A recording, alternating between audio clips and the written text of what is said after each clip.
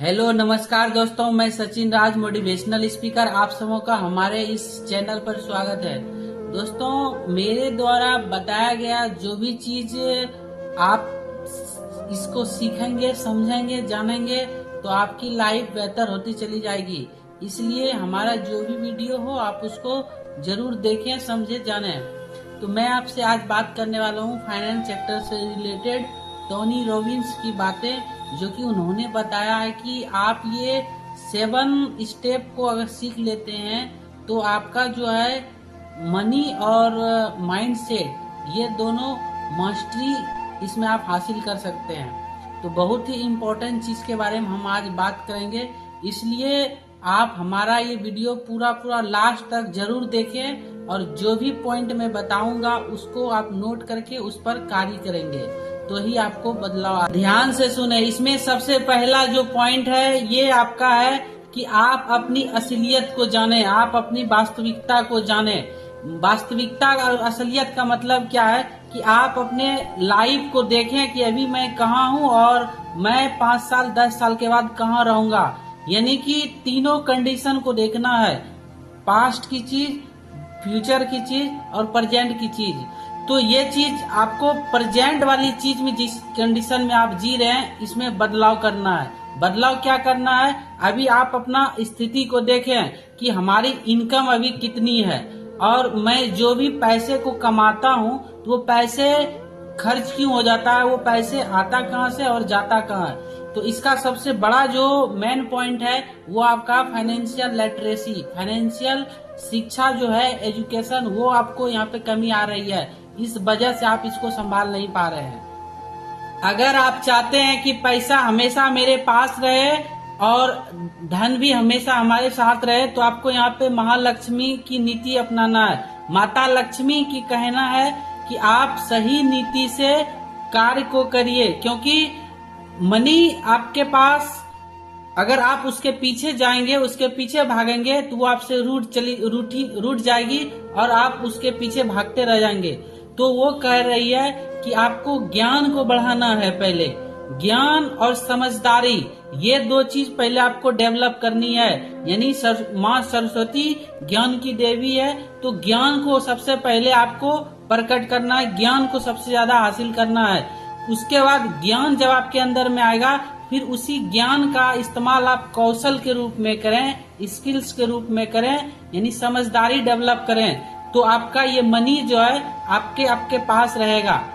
तीसरा चीज में, अगर आप परेशान हो तो सुनो हमारी ये बातें। मनी को कंट्रोल करने के मैं आपको 4 स्टेप बताता हूँ, ध्यान से सुनिएगा। सबसे पहला स्टेप है मन और मनी की सेटिंग। आपको मनी एंड माइंड की सेटिंग करना है। यानी सेटिंग का मतलब क्या हुआ कि आपको ये चीज देखना है कि हमें जब भी खर्च करना है तो मन की बात कभी नहीं सुननी है। यानी मन हमेशा आपका 2 चीज पैदा करेगा, एक आपकी जरूरत, एक आपकी इच्छा।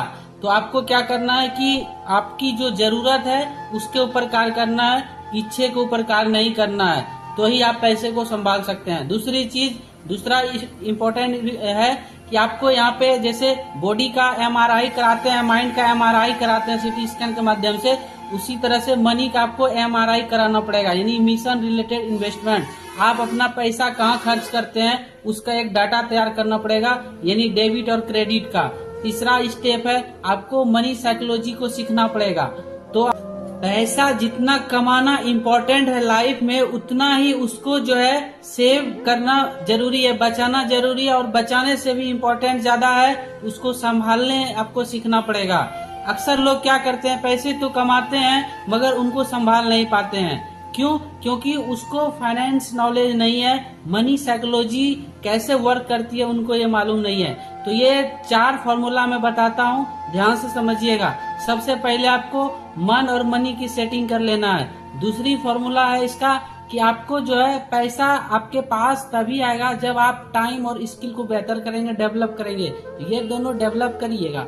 तीसरी स्टेप मैं आपको बताता हूँ कि आपको हमेशा ध्यान में रखना है अपनी नीड और विश, यानी जरूरत और चाहत। हमेशा जरूरत के ऊपर खर्च करिएगा और चाहत के ऊपर नहीं करिएगा, तो आपका पैसा सेव रहेगा। चौथा जो मेन फॉर्मूला है, आपको हमेशा नोट कर।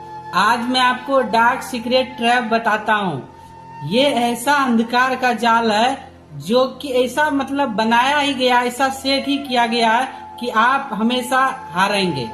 हारने का रीजन क्या है कि आपके पास हमेशा एक चीज गौर करिएगा कि आप अपना सबसे ज्यादा पैसा कहाँ बर्बाद करते हैं। अगर आपके पास कोई अनजान व्यक्ति आता है जो कि आपके सामने लालच, लोभ, डर, ये सब सारी बातें करता है तो आप अपना पैसे वहां बर्बाद कर देते हैं।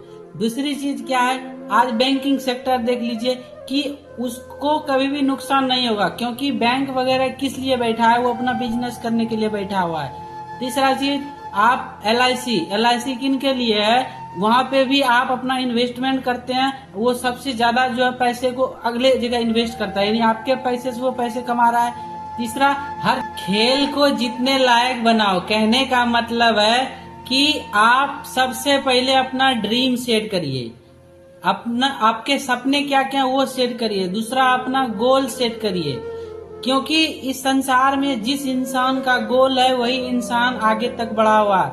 क्योंकि अक्सर लोगों का सपना होता है मगर सपना हासिल नहीं होता है। सपने देखने वाले और सपने को हासिल करने वाले दोनों में फर्क है। जो सिर्फ सपने देखते रहते हैं वो कुछ नहीं कर पाते हैं। जो सपने देखने के साथ साथ प्लान बनाते हैं और एक्शन के साथ वर्क करते हैं, उसी की सपना पूरा होता है। तो कहने का मतलब है, आप अपना लक्ष्य डिसाइड करिए कि हमें 5 साल के अंदर में, एग्जाम्पल समझिए, 1 करोड़ रुपए कमाना है। तो 1 करोड़ के लिए आप उसमें क्या सेक्रीफाई करना चाहते हैं, कितना इन्वेस्टमेंट करना चाहते हैं, उस अनुसार से प्लान बनाइए और वर्क करिए। तो आपको जीवन का सबसे महत्वपूर्ण इन्वेस्टमेंट कहाँ कहाँ करनी चाहिए, मैं आपको जानकारी देता हूँ। सबसे पहली इन्वेस्टमेंट जो आपको करनी है वो आपको खुद के ऊपर करनी है, क्योंकि सेल्फ लर्निंग और self education is the best education. दूसरी चीज, ये माइंड में सेट कर लीजिए कि जब तक आप जीवित रहेंगे आप हमेशा सीखते रहेंगे।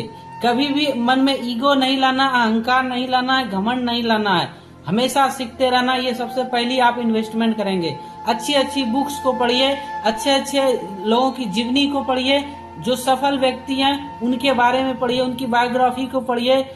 अभी के समय में फाइनेंशियल सेक्टर का नॉलेज लीजिए, स्किल्स को सीखिए। इस सब पे आप सबसे ज्यादा जो है इन्वेस्टमेंट करिए। दूसरी इन्वेस्टमेंट जो आपको करनी है सबसे ज्यादा जो है यहाँ पे इमरजेंसी फंड को बनाना है। इमरजेंसी फंड के साथ साथ फिर अपने पैसे को कहाँ कहाँ लगाना है, उस पैसे को इन्वेस्टमेंट के तौर पे वो आपको सीखनी है।